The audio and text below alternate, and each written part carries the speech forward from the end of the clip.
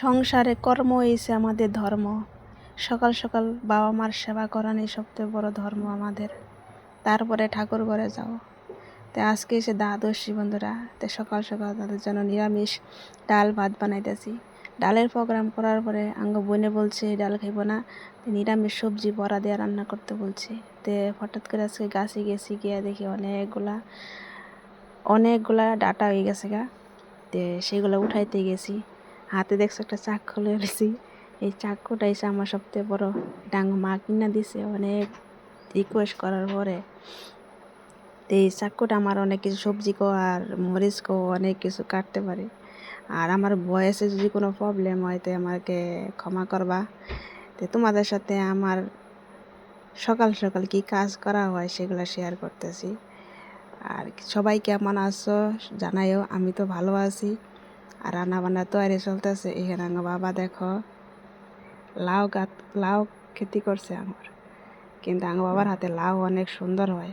তারপরে একটা আমার সিম গাছ দেখাইছি না, সিম গাছটা তোমাদেরকে হওয়ার পরে দেখামু, ওখানে ছোট্ট রয়েছে। আর এই দেখো লাউ ডুকা কাটতে লয়ে এসেছি আর রান্না বান্না করার জন্য রেডি করতেছি সকাল সকাল। আর আনতে গিয়ে দেখি আমার গ্যাস জ্বলে না, এত স্লো হয়ে গেছে, আগের থেকেও প্রচুর স্লো হয়ে গেছে। তো আজকে গিয়ে পর ঠিক করে নেব। আর আমার হাতে পলিটিনগুলো দেখছিল না, সেইগুলো পলিটিনগুলো আমার অনেক জমা হয়, একদিন দেখাবো। আর তোমাদের সাথে কথা বলতে বলতে আমার ভাত হয়ে রেডি। তো ভাত দেখো আমি কীরকম সিস্টেমে ভাত নিগড়াইতেছি, অদ্ভুত। আমি তোমাদেরকে বলি না, আমি রান্নাবান্না নিজের মনের মতন করি, তার জন্য আমার কাজ করতে কষ্ট লাগে না, হাজার কাজ থাকলেও।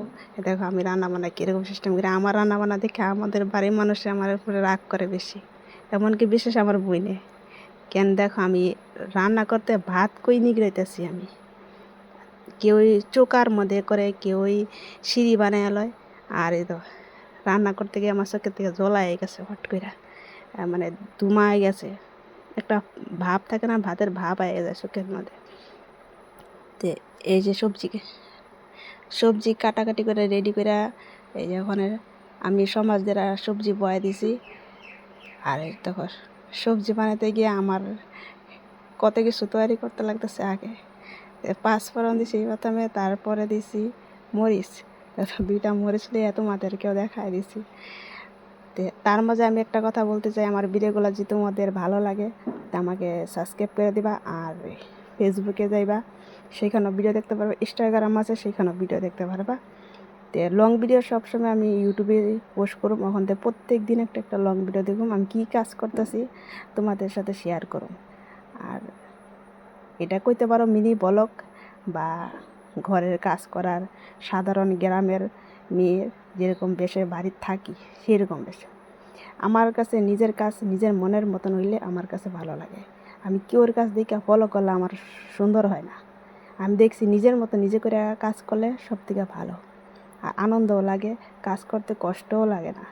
তো এরকম কার কার ভাবনা চিন্তা তোমাদের মনে আছে জানাইও। আর মশলা বাটতে গিয়ে আমার দেখো, আমি অত বছর ধরে মশলা বাটি, কখনো আমি এক হাতে মশলা বাটি না, দুনো হাতে বাটি। আজকে ভিডিওর জন্য দুই হাতে না, এক হাতে মশলা বাটা তোমরা দেখাইছি। আর তারপরে তার মাঝে তরকারি জাল হইতেছে, আমি কাপড়গুলো লাইরে থেকে আইছি গিয়ে।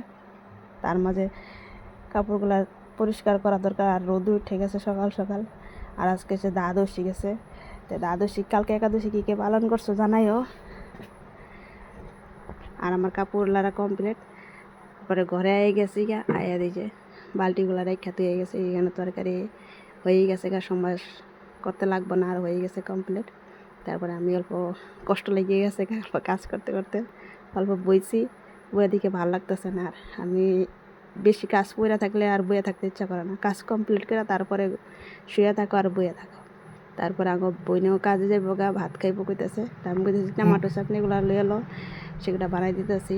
তো সে সকালে বাসি অল্প তরকারি আসছিল, কালকে অনেক রয়েছিল, ওইগুলো খাইছে। আর সে ডিউটির জন্য রেডি। আর আমি তার টমেটো চাটনিগুলো বানাই দিয়েছি টিফিন কারির মধ্যে, সে লয়ে গেছে গা।